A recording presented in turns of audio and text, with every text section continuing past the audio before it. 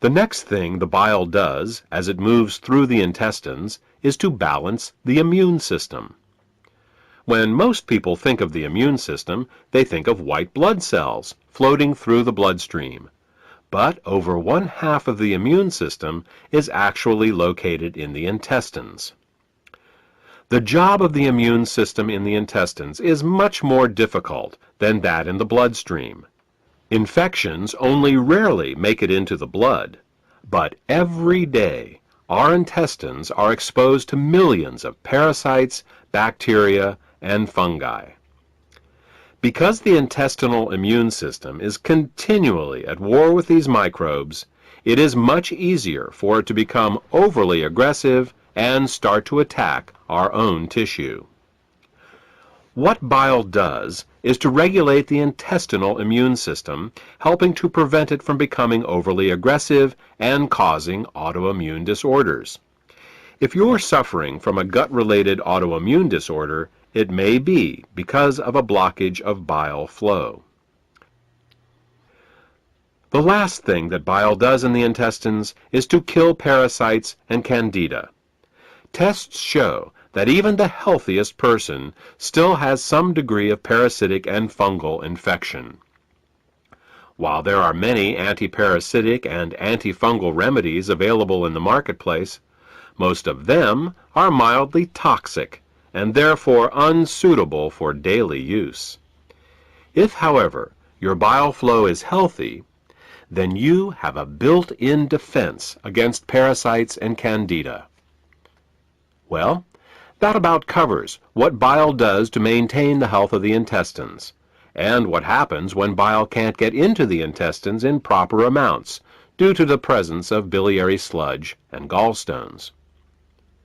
Now, let's turn our attention to what happens when biliary sludge and gallstones cause toxins to back up into the bloodstream. Just as the kidneys remove water-soluble toxins from our bodies, the liver removes fat-soluble toxins from our bodies by putting them into the bile. If the bile gets clogged up due to biliary sludge and/or gallstones, then the fat-soluble toxins can't get out, and they start to build up in the body.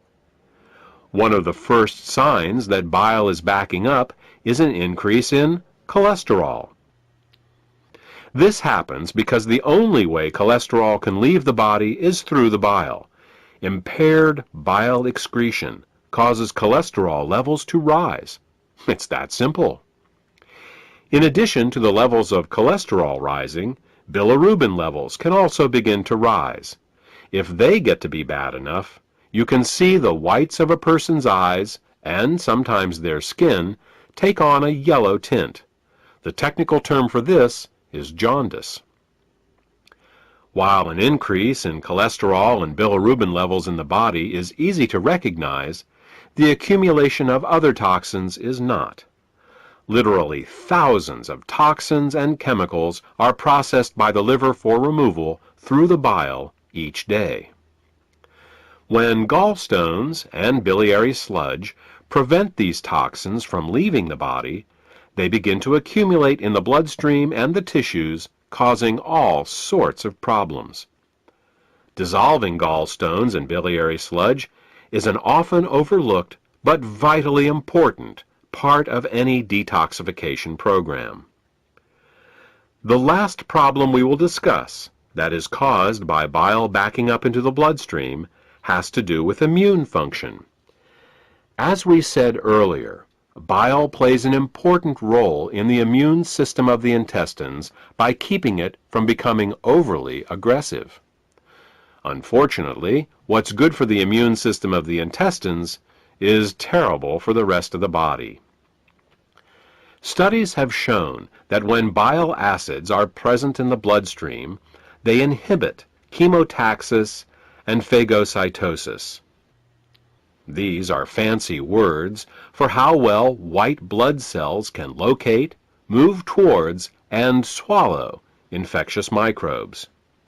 Thus, what starts out as a beneficial immunoregulative action in the intestines becomes an immunosuppressive action in the bloodstream and the tissues.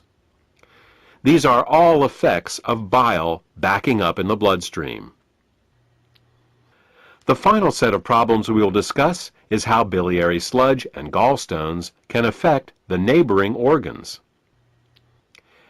In addition to bile acids backing up into the bloodstream, bile can also back up into the pancreas and liver, where it can cause alkaline burns. This is because the liver, pancreas, and gallbladder all share the same basic plumbing, the common bile duct. There are valves that keep the bile from backing up into the liver and pancreas. If a small stone finds its way into one of these valves, the valve can get stuck in the open position. If this happens, then every time the gallbladder contracts to squeeze the bile into the small intestines, it can also squeeze the bile into the pancreas and the liver, causing caustic alkali burns and irritation. You see, very alkaline substances can burn us just as easily as very acidic ones.